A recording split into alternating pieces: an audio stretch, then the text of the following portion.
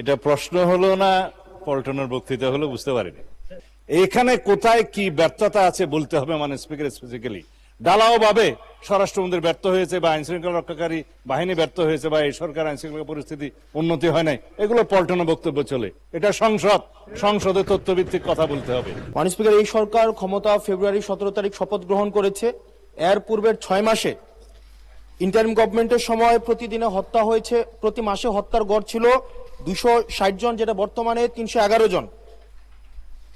এই সরকার ক্ষমতা গ্রহণের পূর্বের 6 মাসে খুন হয়েছে 1780 জন, যেটা এই সরকারের 6 মাসে খুন হয়েছে 1789 জন। নারী ও শিশু নির্যাতন পূর্বের 6 মাসে ছিল 10,090 জন, এটি এই 6 মাসে হয়েছে 11,165 জন। পুলিশের উপরে হামলা হয়েছে 275টি, যেটি এই সরকারের প্রথম 6 মাসে হয়েছে 317টি। গণপিটুনি দিয়ে 2025 সালের পুরা বছরে 166 জনকে হত্যা করা হয়েছে, যেটা এই সরকারের 6 মাসে সেটির সংখ্যা পৌঁছেছে 120 জন। ব্রাহ্মণবাড়িয়াতে কনসার্ট বন্ধ করে দেওয়া হয়েছে, নৌকাবাজ বন্ধ করে দেওয়া হয়েছে। সেখানে মাননীয় স্বরাষ্ট্রমন্ত্রী বলেছেন যে ব্রাহ্মণবাড়িয়ার একটা কালচারাল একটা জেলা, সেই জেলায় নাকি গান বাজনা সিনেমা নাকি বন্ধের মতোই। আজকে আপনার মাধ্যমে মাননীয় স্বরাষ্ট্রমন্ত্রীর কাছে প্রশ্ন, এই 6 মাসে মাননীয় স্বরাষ্ট্রমন্ত্রী কি law and order situation restore করতে পেরেছে কিনা এবং আইনের শাসন সেটি প্রতিষ্ঠিত করতে উনি পর্যাপ্ত ভূমিকা রাখতে পেরেছে কিনা, নাকি উনি ব্যর্থতায় পর্যবেসিত হয়েছে? মাননীয় স্পিকার। মাননীয় স্বরাষ্ট্রমন্ত্রী। ধন্যবাদ মাননীয় স্পিকার। এটা প্রশ্ন হলো না পল্টনের বক্তৃতা হলো, বুঝতে পারিনি। আইন শৃঙ্খলা পরিস্থিতির উন্নয়নে 6 মাসে স্বরাষ্ট্রমন্ত্রী সফল হয়েছে কিনা এটা একটা প্রশ্ন। তারপর ব্রাহ্মণবাড়িয়া জেলায় সিনেমা হল কেন নাই সেটা আরেকটা প্রশ্ন। কোন খাতে কত হত্যা হয়েছে, জখম হয়েছে ইত্যাদি যে ডাটা দিলেন, সেই ডাটাটা কিসের ভিত্তিতে দিলেন, কি পরিসংখ্যানের ভিত্তিতে দিলেন, সে স্ট্যাটিস্টিক্স বড়টা কি আমি জানি না।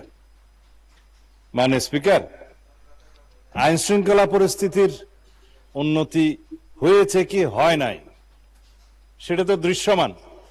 বাংলাদেশে আজ পর্যন্ত বর্তমান সরকার দায়িত্ব নেওয়ার পর থেকে এই মুহূর্ত পর্যন্ত যত হেনিয়াস ক্রাইম হয়েছে, অপরাধ সংগঠিত হয়েছে, 24 ঘন্টা 48 ঘন্টা ক্ষেত্রের মধ্যে 7 ঘন্টার ভিতরে অপরাধী গ্রেপ্তার হয়েছে,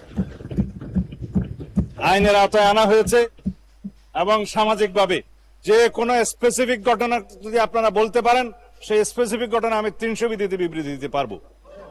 আজ পর্যন্ত সামাজিক চাহিদার ভিত্তিতে এবং যেগুলো আলোচিত হয়েছে, যেগুলো আলোচিত হয়ও নাই, সেরকম যেগুলো ঘটনা অপরাধ সংঘটিত হয়েছে, সেটা সমাজের চাহিদার ভিত্তিতে সংক্ষিপ্ত সময়ের মধ্যে যাতে বিচার কার্য সম্পন্ন হয় সেজন্য আমরা সহযোগিতা করেছি।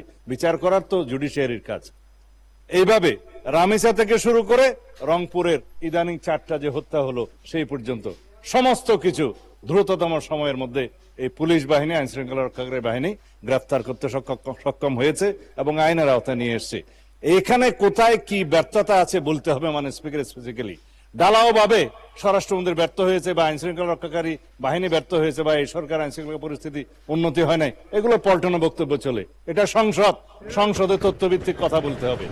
যদি কোন স্পেসিফিক ঘটনার কথা আপনারা বলেন, সেই ঘটনার প্রেক্ষিতে আমরা 300 বিধিতে বক্তব্য দিতে পারবো মানে স্পিকার। কিন্তু যদি কাগজ নিয়ে বলা হয় এতটা হত্যা হয়েছে, এতটা খুন হয়েছে, সেটা তো কিসের স্টেটমেন্ট আমরা জানি না।